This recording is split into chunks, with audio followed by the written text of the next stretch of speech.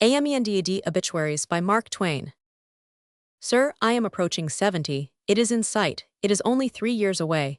Necessarily, I must go soon. It is but matter of course wisdom, then, that I should begin to set my worldly house in order now, so that it may be done calmly and with thoroughness, in place of waiting until the last day, when, as we have often seen, the attempt to set both houses in order at the same time has been marred by the necessity for haste, and by the confusion and waste of time arising from the inability of the notary and the ecclesiastic to work together harmoniously, taking turn about and giving each other friendly assistance, not perhaps in fielding, which could hardly be expected, but at least in the minor offices of keeping game and umpiring, by consequence of which conflict of interests and absence of harmonious action, a draw has frequently resulted where this ill fortune could not have happened if the houses had been set in order one at a time, and hurry avoided by beginning in season, and giving to each the amount of time fairly and justly proper to it. Chapter 1.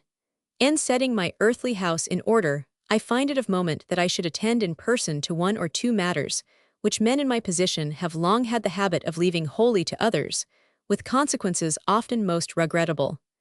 I wish to speak of only one of these matters at this time: obituaries. Of necessity, an obituary is a thing which cannot be so judiciously edited by any hand as by that of the subject of it.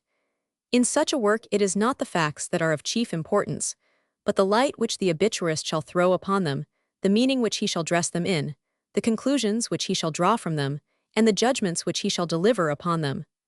The verdicts, you understand. That is the danger line. Chapter 1.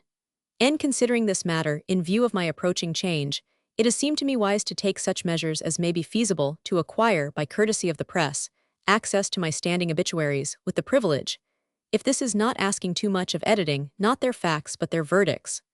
This, not for the present profit, further than as concerns my family, but as a favorable influence usable on the other side, where there are some who are not friendly to me. With this explanation of my motives, I will now ask you of your courtesy to make an appeal for me to the public press. It is my desire that such journals and periodicals as have obituaries of me lying in their pigeonholes, with a view to sudden use some day, will not wait longer, but will publish them now, and kindly send me a marked copy.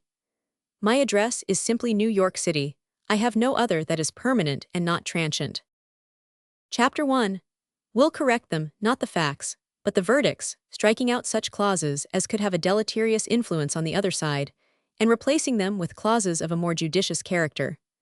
I should, of course, expect to pay double rates for both the omissions and the substitutions, and I should also expect to pay quadruple rates for all obituaries which prove to be rightly and wisely worded in the originals, thus requiring no emendations at all. Chapter 1. Is my desire to leave these amended obituaries neatly bound behind me as a perennial consolation and entertainment to my family, and as an heirloom which shall have a mournful but definite commercial value for my remote posterity. Chapter 1. Beg, sir, that you will insert this advertisement 1 Teo agate inside, and send the bill to yours very respectfully. Chapter 1000. Mark Twain.